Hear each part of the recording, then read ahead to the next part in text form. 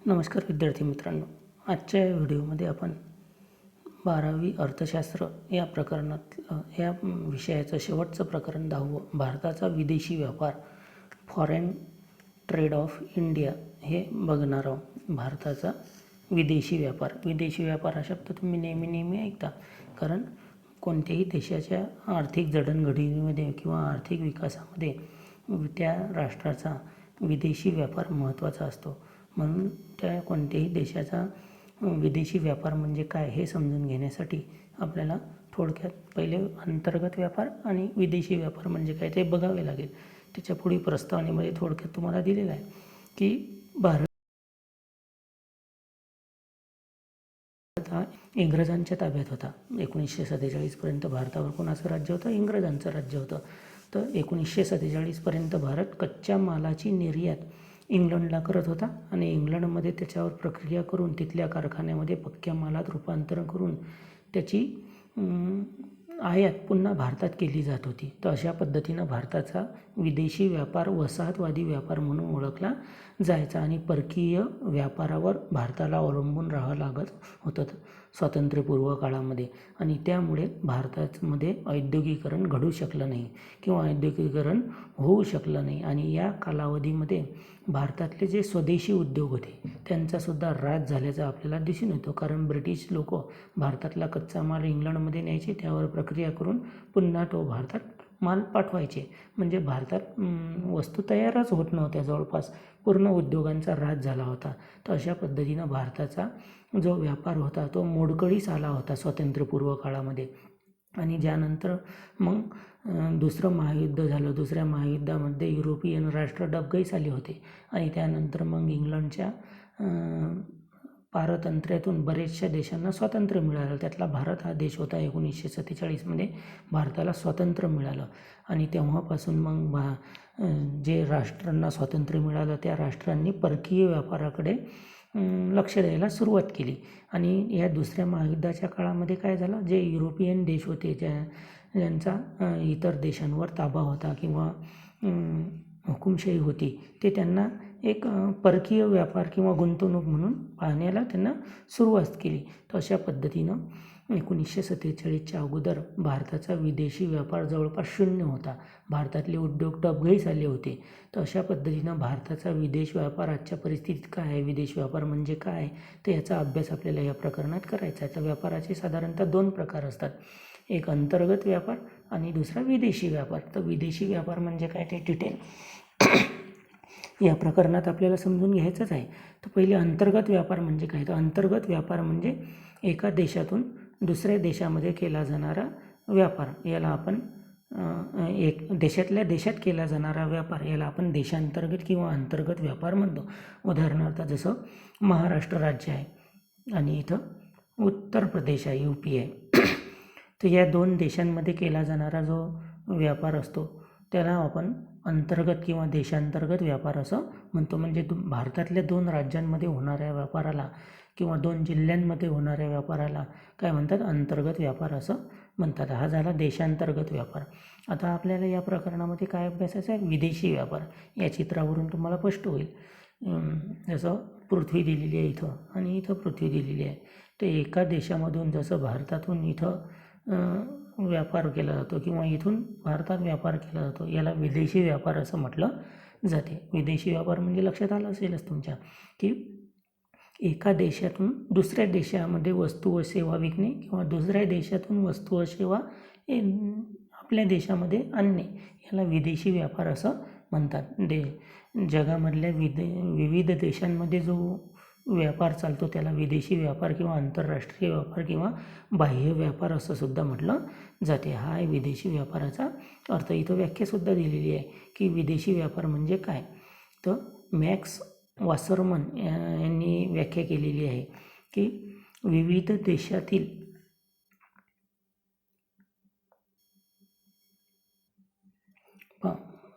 Max वॉर्सन आणि हॅल्टमन यांनी आंतरराष्ट्रीय व्यापाराची किंवा विदेशी व्यापाराची व्याख्या केलेली आहे की विविध देशामधील रहिवाशांमध्ये चालणाऱ्या व्यवहारांचा समावेश आंतरराष्ट्रीय व्यापारामध्ये होतो. म्हणजे विविध देशामधले जे लोक आहेत त्या लोकांच्या मध्ये जो व्यवहार किंवा व्यापार चालतो त्यांचा समावेश विदेशी व्यापार किंवा आंतरराष्ट्रीय व्यापारामध्ये होतो. तर हे जे विदेशी व्यापार आहे, या विदेशी व्यापाराचा जे काही प्रकार आहेत ते प्रकार या ठिकाणी तुम्हाला अभ्यासाला दिलेले आहेत. तर ते आपण बघणार आहोत. जसं विदेशी व्यापाराचा पहिला प्रकार आहे आयात व्यापार, दुसरा आहे निर्यात व्यापार आणि तिसरा आहे पुनर्निर्यात व्यापार.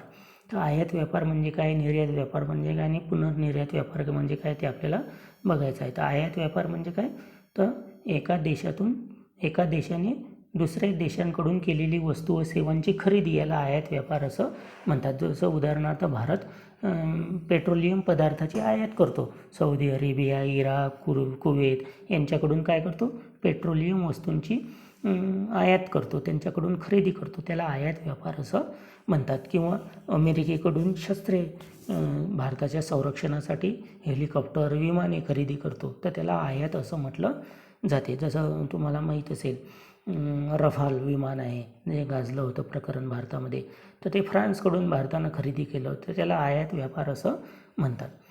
आता बघायचं आहे दुसरा विदेशी व्यापाराचा प्रकार निर्यात व्यापार. निर्यात व्यापार म्हणजे भारतानं दुसऱ्या देशाला वस्तू व सेवांची केलेली विक्री याला निर्यात व्यापार असं म्हणतात. एका देशाने दुसऱ्या देशाला केलेली वस्तू व सेवांची विक्री म्हणजे निर्यात व्यापार होय. जसं भारत, चीन, हाँगकाँग, सिंगापूर इत्यादी देशांना काय करतो, चहा, तांदूळ, गहू, ताग यासारख्या वस्तू निर्यात करतो. किंवा सुताचे कपडे, सूत है ना, कपड्यांची निर्यात करतो. भारत अग्रस्थानी आहे कपड्यांच्या निर्यातीमध्ये ना. तर अशा वस्तू इतर देशांना भारत विकतो, तर त्याला निर्यात व्यापार असं म्हणतात. आयात व्यापार, निर्यात व्यापार. आणि तिसरा प्रकार आहे विदेशी व्यापाराचा पुनर्निर्यात व्यापार. पुनर्निर्यात व्यापार म्हणजे काय, तर एखादी वस्तू तयार करण्यासाठी काही सुटे पार्ट आवश्यक असतात, सुटे भाग आवश्यक असतात, ज्याला आपण कच्चा माल म्हणतो. तो कच्चा माल परदेशातून आयात केला जातो, त्यावर प्रक्रिया करून त्याचं पक्क्या मालात रूपांतर केलं जातं आणि ते पुन्हा मग इतर देशांना विकलं जातं, त्याची विक्री केली जाते, त्याला पुनर्निर्यात व्यापार असं म्हणतात. जसं उदाहरणार्थ जपान त्या इलेक्ट्रॉनिक वस्तूमध्ये आघाडीचा देश आहे उत्पादन करण्यामध्ये. तर तिथं जे यंत्रांचे सुटे भाग तयार होतात, मोबाईलचे, टी व्हीचे, ते भारतात आयात केले जातात. त्यापासून मोबाईल, टी व्ही भारतात तयार केले जातात आणि पुन्हा मग इतर देशांचा त्यावर प्रक्रिया करून इतर देशांना ते विकले जातात, तर त्याला पुनर्निर्यात व्यापार असं म्हणतात. हे विदेशी व्यापाराचे 3 प्रकार आपण बघितले, आयात व्यापार, निर्यात व्यापार आणि पुनर्निर्यात व्यापार. आता बघायचं आहे आपल्याला विदेशी व्यापाराची भूमिका. कोणत्याही देशामध्ये किंवा भारताच्या दृष्टीनं विदेशी व्यापाराची भूमिका काय आहे, कारण व्यापार हा आर्थिक विकासाची गुरुकिल्ली, गाईड आहे असं म्हटलं जातं. कोणत्याही देशाचा आर्थिक विकास किंवा आर्थिक वृद्धी ह्या त्या देशाच्या व्यापारावर अवलंबून असते. जेवढे कारखाने लागल्यामुळे लोकांना रोजगार मिळतो, लोकांचा रोजगार मिळाल्यामुळे लोकांचं उत्पन्न वाढते है ना, तर त्यामुळे त्या देशाचा विकास होतो. तर व्यापार हा कोणत्याही देशाचा महत्त्वाचा भाग आहे आर्थिक विकासामध्ये, तो महत्त्वाची भूमिका बजावत असतो. तर त्या दृष्टीने विदेशी व्यापाराचा जो आंतरराष्ट्रीय व्यापार आहे तो स्थूल देशांतर्गत उत्पादनात महत्त्वपूर्ण वाटा असतो. विदेशी व्यापाराचा जो वाटा आहे तो आंतरराष्ट्रीय जो उत्पादन आहे त्यामध्ये देशांतर्गत उत्पादनात महत्त्वपूर्ण वाटा असतो या व्यापाराचा. म्हणून या भूमिकेचे समर्थन खालीलप्रमाणे करता येईल. विदेशी व्यापाराची काय भूमिका आहे? पहिली भूमिका आहे विदेशी व्यापाराची परकीय चलन प्राप्ती होते. विदेशी व्यापारामुळे काय मिळते? परकीय चलन प्राप्ती होते. जसं भारतानं काही वस्तू परदेशात निर्यात केल्या एखाद्या देशाला, तर त्या देशाचं चलन भारताला प्राप्त होते. किंवा भारतानं इतर देशाकडून माल आयात केला तर भारताचा रुपया इतर देशांना द्यावा लागेल, त्यांना परकीय चलन प्राप्त होईल. तर अशा पद्धतीनं विदेशी व्यापारामुळे देशांना किंवा भारताला काय मिळते? विदेशी चलन मिळते. जसं अमेरिकन डॉलर नाव ऐकतो आपण. अमेरिकेला जर आपण एखादी वस्तू विकली, निर्यात केली, तर अमेरिकेचा डॉलर भारताला मिळेल. आणि भारतानं जर अमेरिकेतून एखादी वस्तू विकत घेतली तर भारताचा रुपया अमेरिकेला द्यावा लागेल. तर अशा पद्धतीनं परकीय चलनांची प्राप्ती या विदेशी व्यापारामध्ये होते आणि त्यामुळे विदेशी व्यापार हा बाजार विस्तारीकरणासाठी आणि उत्पादनाला प्रोत्साहन देण्यासाठी उल्लेखनीय ठरतो. म्हणजे बाजाराचा विस्तार करायचा असेल तर विदेशी व्यापार हा महत्त्वाचा असतो. दुसरी भूमिका आहे विदेशी व्यापाराची, गुंतवणुकीस प्रोत्साहन मिळते. विदेशी व्यापारामुळे देशांतर्गत बाजारपेठेच्या पलीकडे जाण्याची उत्पादकांना संधी उपलब्ध होते. जसे भारतातले उद्योजक किंवा व्यापारी किंवा कंपन्या परदेशात जाऊन गुंतवणूक करू शकतात, तिथं वस्तूचं उत्पादन करू शकतात. किंवा परदेशातील जे गुंतवणूकदार आहेत, कंपनीचे मालक आहेत, उद्योजक आहेत, ते भारतात येऊन गुंतवणूक करू शकतात आणि उत्पादन करू शकतात आणि व्यापार करू शकतात. तर अशा पद्धतीनं देशातील एकूण गुंतवणुकीस वाढ होण्यास मदत होते. एक प्रकारे गुंतवणुकीस प्रोत्साहन मिळते विदेशी व्यापारामुळे. तिसरी भूमिका आहे श्रम विभागणी आणि विशेषीकरण. विदेशी व्यापारामुळे जागतिक पातळीवर श्रम विभागणी होऊ शकते आणि विशेषीकरण होऊ शकते. जसं एखाद्या देशामध्ये श्रमिकांची मुबलक प्रमाणात उपलब्धता आहे आणि एखाद्या देशामध्ये नैसर्गिक साधनसंपत्तीची उपलब्धता आहे, तर ते दोन देश एकमेकांना श्रमिक देऊ शकतात आणि दुसरा देश नैसर्गिक साधनसंपत्ती देऊ शकते, कच्चा माल एकमेकांना देऊ शकतात. तर अशा पद्धतीनं श्रम विभागणी आणि विशेषीकरण होऊ शकते या विदेशी व्यापारामुळे. चौथी भूमिका आहे संसाधनांचे पर्याप्त वाटप आणि व्यापार. विदेशी व्यापारामुळे संसाधनांचे पर्याप्त वाटप होऊ शकते आणि त्याच्यापासून महत्तम लाभ प्राप्त होऊ शकतो. अशा संसाधने दुर्मिळ संसाधनांकडे वळविली जातात, उत्पादनाकडे वळविले जातात, ज्यापासून महत्तम लाभ प्राप्त होईल. आणि अशा प्रकारे विदेशी व्यापारामुळे आंतरराष्ट्रीय पातळीवर संसाधनांचे पर्याप्त वाटप व वापर होतो. जे संसाधनं असतात त्याचा पर्याप्त वाटप आणि वापर या विदेशी व्यापारामुळे होऊ शकतो. पाचवी भूमिका दिलेली आहे किंमत पातळी स्थैर्य निर्माण होते. विदेशी व्यापारामुळे किंमत पातळीत एक प्रकारची स्टेबिलिटी येते, स्थैर्य प्राप्त होते. विदेशी व्यापारामुळे मागणी व पुरवठा यांची स्थिती स्थिर राहते. कारण आपण बघतो की कोणत्याही वस्तूची किंमत त्या वस्तूच्या मागणी आणि पुरवठ्यावरून ठरत असते. तर एखाद्या वस्तूची मागणी जास्त आणि पुरवठा कमी असला तर त्या वस्तूची किंमत भरमसाठ वाढू शकते, किंवा एखाद्या वस्तूचा पुरवठा भरपूर झाला आणि मागणी कमी असली तर त्या वस्तूची किंमत कमीसुद्धा होऊ शकते. तर हे किंमत पातळीतील स्थैर्य राखण्यासाठी विदेशी व्यापाराची मदत होते. जसं उदाहरण घ्यायचं झालं तर भारतामध्ये समजा एखाद्या वस्तूच्या किमती भरमसाठ वाढून राहिल्या, जसं यावर्षी सोयाबीनच्या किमती भरपूर वाढल्या होत्या. तर अशावेळी भारतानं निर्णय घेतला की जे सर्वसामान्य लोक आहेत त्यांना तेल महाग होऊन राहिलं, खाण्याचं तेल, सोयाबीनचं तेल.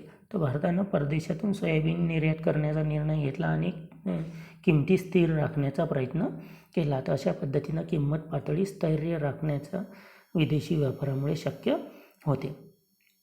सहावी भूमिका आहे बहुविध पर्यायांची उपलब्धता मिळते.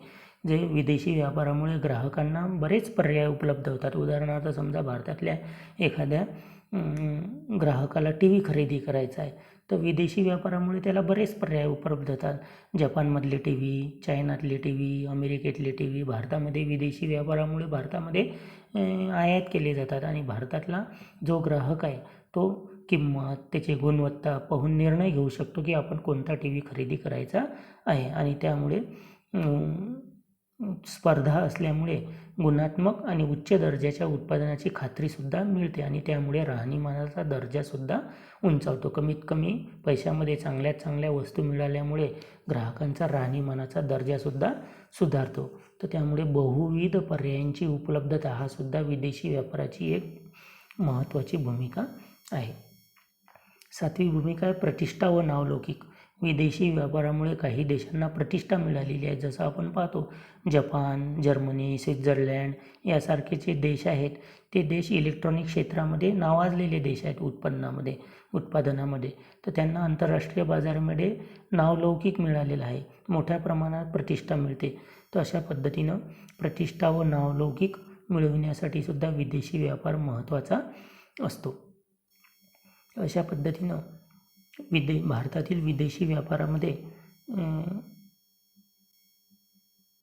काय भूमिका आहे ते भूमिका आपण या मुद्द्यावरून समजून घेतलं. आता या बॉक्समध्ये तुम्हाला एका बॉक्समध्ये कृती दिलेली आहे, काय करून पाहायचं आहे की अलीकडच्या काळातील भारतातून चीन व जपान या देशांना निर्यात होणाऱ्या व या देशातून भारतात आयात होणाऱ्या वस्तूंची यादी तयार करता. म्हणजे चीनमधून आणि जपानमधून भारतात कोणत्या वस्तूंची आयात केली जाते आणि भारतातून चीन व जपान या देशाला कोणत्या वस्तूंची निर्यात केली जाते याची यादी तुम्हाला करायची आहे. इंटरनेटच्या माध्यमातून कोणाला विचारून अभ्यास करून रीडिंग करून ही यादी तुम्हाला तयार करायची आहे. जसं उदाहरणाद्वारे मी समजून सांगू शकतो की तुम्हाला जर चीनमधून मोबाईलची आयात केली जाते, जपानमधून इलेक्ट्रॉनिक क्षेत्रात जसं सोनी कंपनीचे उत्पादन आहेत चांगले ते भारतात आयात केले जातात, किंवा भारतातून कपड्यांची, दुधाची किंवा इतर वस्तूंची निर्यात चीन व जपान या देशाला केली जाते. तर याची यादी तुम्हाला तयार करायची आहे. आता बघायचं आहे आपल्याला भारताच्या विदेशी व्यापाराची रचना व दिशा. भारताचा जो विदेशी व्यापार आहे त्याची रचना कशा पद्धतीने झालेली आहे आणि त्याची दिशा काय आहे, आयात निर्यातीचा कल काय आहे ते आपल्याला अभ्यासायचं आहे. तर भारताचा जो 70 वर्षाचा स्वातंत्र्य मिळाल्यानंतरचा जो कालावधी झालेला आहे त्या कालावधीमध्ये भारताच्या विदेशी व्यापारामध्ये पूर्णतः बदल झालेले आहेत. भारतीय विदेशी व्यापाराच्या रचनेची वैशिष्ट्ये खालीलप्रमाणे आहेत. जो भारताचा विदेशी व्यापाराची रचना आहे त्याची काही वैशिष्ट्ये दिलेली आहेत इथं. ती वैशिष्ट्य पाहू आपण. विदेशी व्यापार रचनेची वैशिष्ट्ये. भारताचा विदेशी व्यापार कसा वाढत गेलेला आहे. तर भारताचा स्थूल देशांतर्गत उत्पादनाचा वाढता हिस्सा.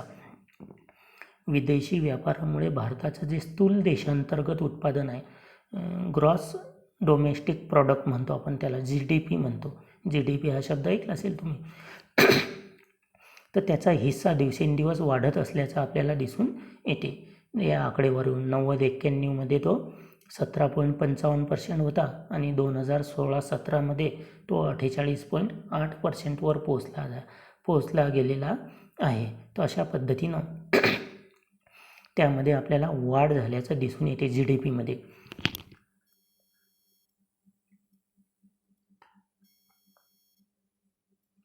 GDPमध्ये वाढ झाल्याचं आपल्या लक्षात येते. स्थूल देशांतर्गत उत्पादनाचा हिस्सा दिवसेंदिवस वाढत चाललेला आहे. हे एक वैशिष्ट्य भारताच्या विदेशी व्यापार रचनेचं आपल्याला सांगता येईल. दुसरं वैशिष्ट्य आहे व्यापाराच्या आकारमानात व मूल्यात वाढ. भारताचा जो व्यापार आहे त्याच्या आकारमानातसुद्धा वाढ झालेली आहे आणि मूल्यातसुद्धा वाढ झालेली आहे.